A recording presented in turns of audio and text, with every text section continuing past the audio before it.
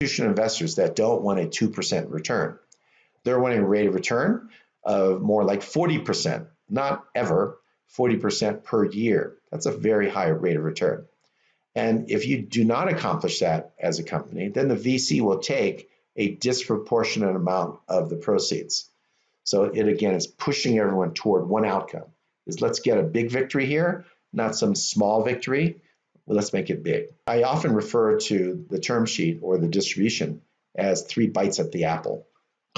The first bite, dividends that are not paid during the period of investment, but when there's money, it's paid. Second, bite 2 is the liquidation preference. That's the one we said earlier. They get all their money back and perhaps multiple of their money back before you, the founder, gets anything.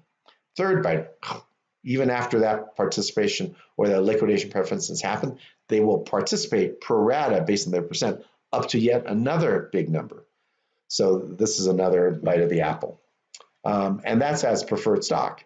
I didn't write this on the slide, but in addition to preferred stock, they have the right to convert from preferred to common and then just take their percent of everything.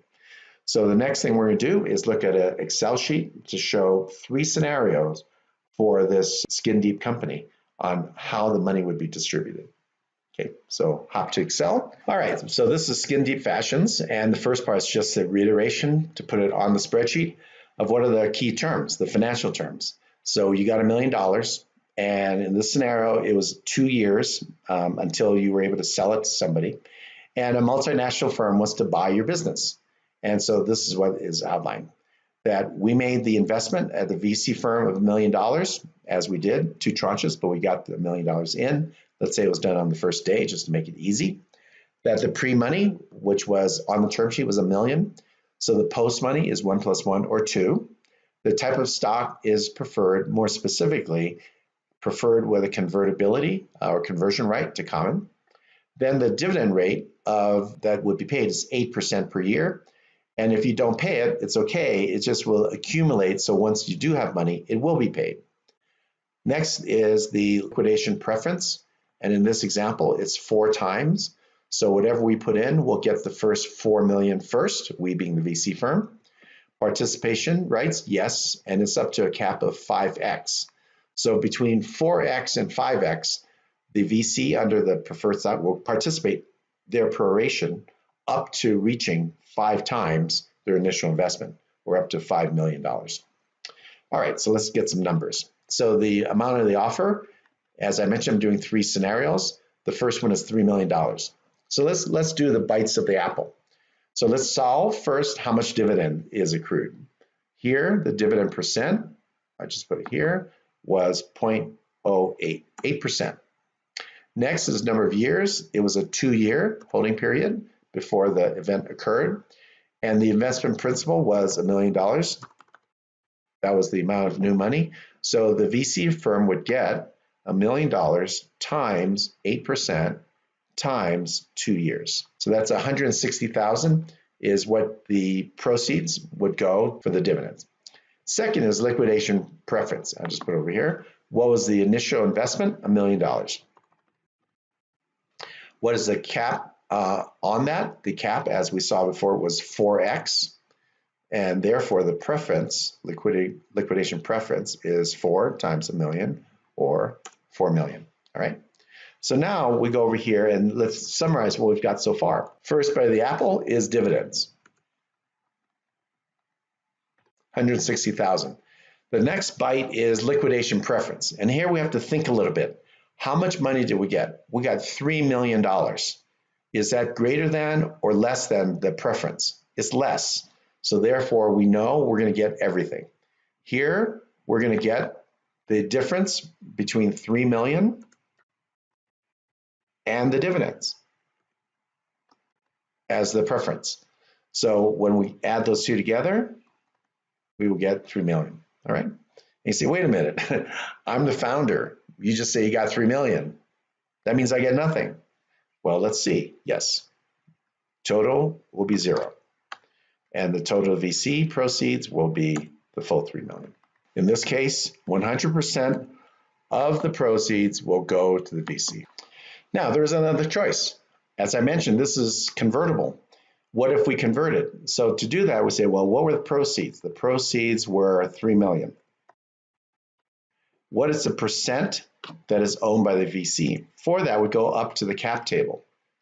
And above, we saw up here that on an as converted basis, 50% is owned by the VCs because it was $1 million pre-money, $1 million investment, which means 50%. So 50% of 3 million is 1.5, right? So this is different, and we would say no. If we're the VC, would we rather have $3 million or 1.5? Duh, we went 3 million. So in this case, which is what I call a small win, it's a small win for the VC. It's like a loss for the entrepreneur because they got nothing.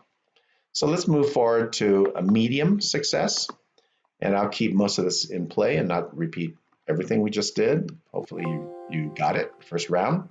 Everything's the same, except now we got 5 million. All right, what happens in their 5? Well, the dividends are the same. 160 before, still 160. The preference cap is the same. It's 4x. 4x1 is 4 million. All right, so let's now take the bites of the apple. Okay, so let's distribute the money. What were the total proceeds? Total amount of money we got was, as we stated, we got $5 million. Okay, how much do we have as dividends? Well, let's subtract that out for now. So we got 160. So what's left for participation?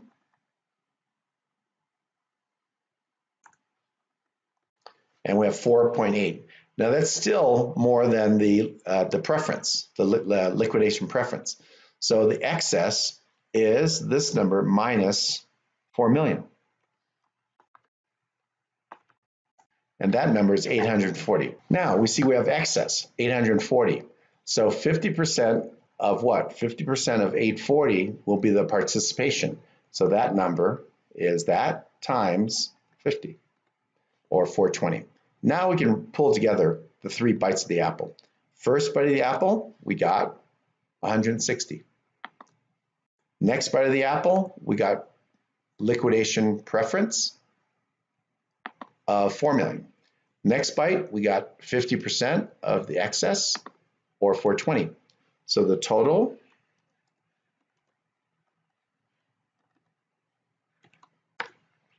is 4.58 million. And this as a percentage, that as a percent of the proceeds, 92%. Okay. Now, what's that mean for the common? Common will get 5 million minus what the VC's got. So the common will get 420. 420 is what percent? It's the remaining 8%. Right? So the total proceeds we've explained is the sum of these two, and that is 500. So just make sure our math worked. It did. So we split up the 5 million, 92% to the VC, and a paltry 8% to the common. We didn't like that much either. Now let's say the VC converted. So the proceeds 5 million. The percent owned by the VC is 0.5. So that would be 2.5. Now you're the VC, you have a choice. Would you rather have $5 million or 2.5? I think I'd rather have 5 million, okay? So here we see in the first 2 scenarios, in one scenario, the VCs got 100% and the founders got nothing. In the second scenario, still, a modest success. The VCs got 92%, but at least Kim Kardashian and founders would get some money. They got 8% or 400,000. Not very attractive.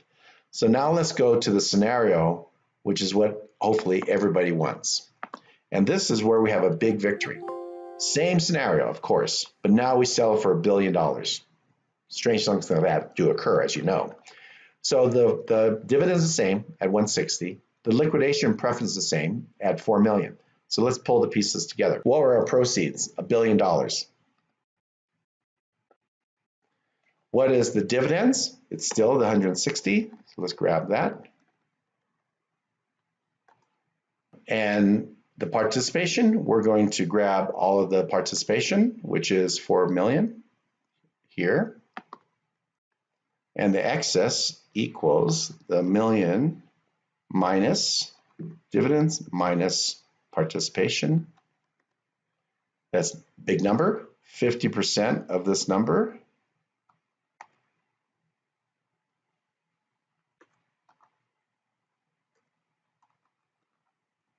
is 490 million, but is subject to the maximum.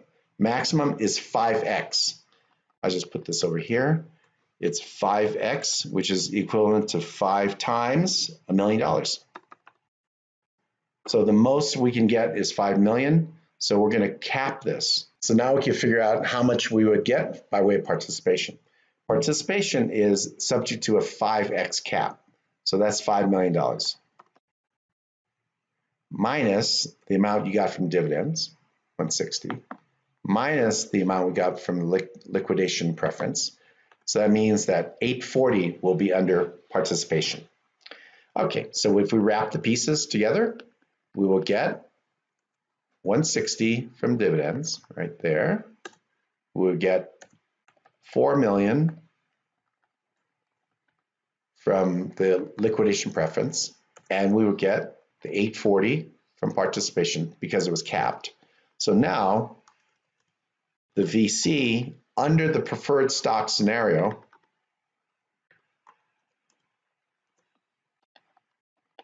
would receive 5 million, right? And this is due because of the cap. So this is the cap, capped at 5x. Now, what we've been doing the last couple of tabs, we'll do now here. How much would the common get? The common would get $1 billion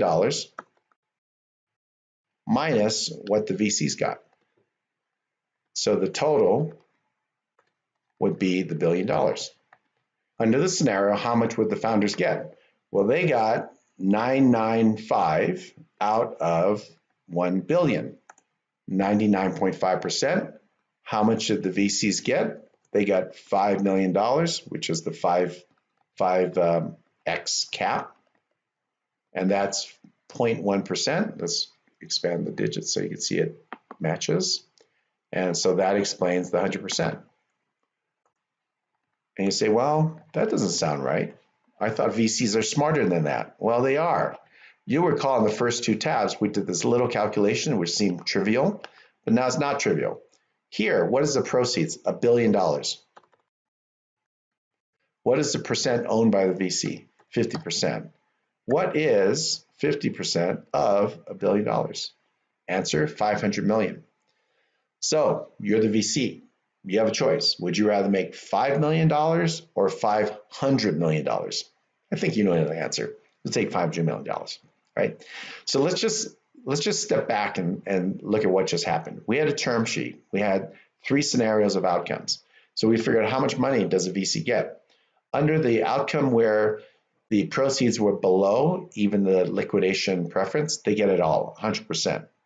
In a small win, and that's what the medium case was, a small win, the VC still got 92%, but at least the founders got a little bit of money under the participation section of the 3 bites of the apple.